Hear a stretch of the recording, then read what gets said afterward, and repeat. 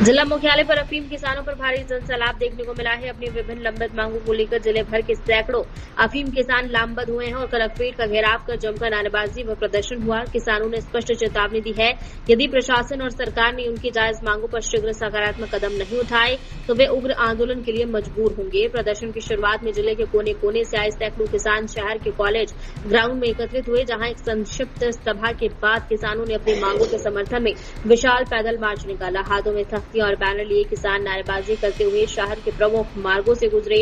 पैदल मार्च जैसे ही कलेक्ट्रेट चौराहा पहुंचा, किसानों ने वहां पड़ाव डाल दिया और कलेक्ट्रेट का घेराव कर जोरदार प्रदर्शन किया। किसान आंदोलन के चलते शहर की यातायात व्यवस्था खासी प्रभावित रही। कलेक्ट्रेट चौराहा पर और आसपास के मार्गों पर वाहनों की लंबी कतारें लग गई।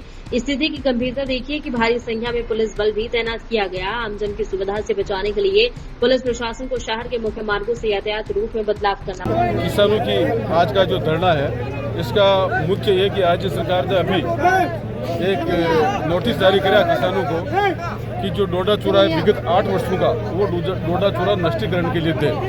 लेकिन 8 वर्ष का डोडा चूरा किसानों के पास में कहाँ से आएगा जब हर वर्ष किसान नष्टीकरण कर देता है। और ऐसा है भी है कि हर वर्ष नष्टीकरण, जब गहलोत सरकार आई उससे पहले जब डोडा चूरा का तुला के एसडीएम और डीवाईएसपी और इनकी एक कमेटी नष्टीकरण करती थी। गहलोत सरकार ने उसको किसानों को अधिकार दे दिया कि किसान स्वयं नष्टीकरण कर सके।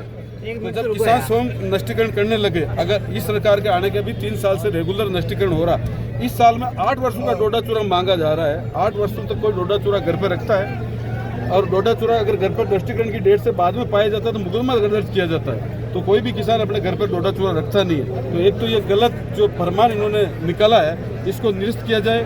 दूसरा है कि जो डोडा चूरा जो 8 जिसका डोडा चूरा को एनडीपीएस एक्ट में लिया गया है, एनडीपीएस एक्ट में डोडा चूरा होता ही नहीं है। इसका जो मार्फिन है, जो इसका डोडा चूरा का जो रेशो निकाला गया, उसको 0.3% मात्र अफीम पाई जाती है। अगर 0.3% से एनडीपीएस एक्ट बनता भी नहीं है तो फिर डोडा चूरा को एनडीपीएस एक्ट में रखा क्यों गया?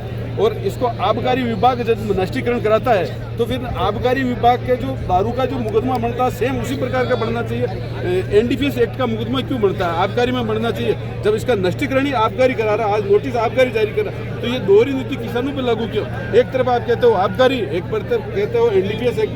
जब एनडीपीएस एक्ट को संचालन केंद्र सरकार करती है, आबकारी को स्टेट गवर्नमेंट करती है, तो इसको आबकारी में लिया जाए और डोडा चूरा को एनडीपीएस एक्ट से निकाला जाए। 8/29 के नाम से पुलिस नारकोटिक्स जांच के नाम से इतनी लूट अवैध करती है। आपने पिछले दिन देखा होगा कि नारकोटिक्स का एक अधिकारी कई जगहों से 1 करोड़ ले लिए, कहाँ से 50 लाख ले लिए। पिछली बार धरना देने से किसानों की जागृति से उस किसान को उसका हक का पैसा वापस देना पड़ा और उसको एपीओ होना पड़ा उस अधिकारी को। हालांकि उसके खिलाफ मुकदमा दर्ज करके जाँच करके उसको जेल में होना चाहिए, लेकिन फिर भी सत्तासीन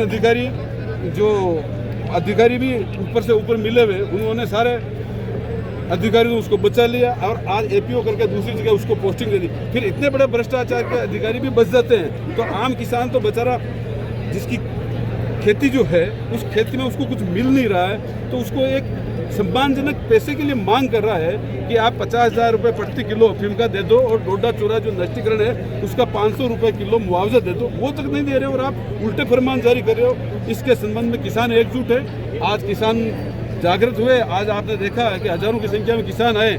अगर ये मांगे नहीं मांगी गई तो आने वाले समय में इस चित्तौड़ में किसान ही किसान नजर आएंगे और पूरा चित्तौड़ आज तो कलेक्टर को एक सांकेतिक रूप से घेरने का कार्यक्रम रखा है और आने वाले समय में पूरे चित्तौड़ में किसान ही किसान होंगे।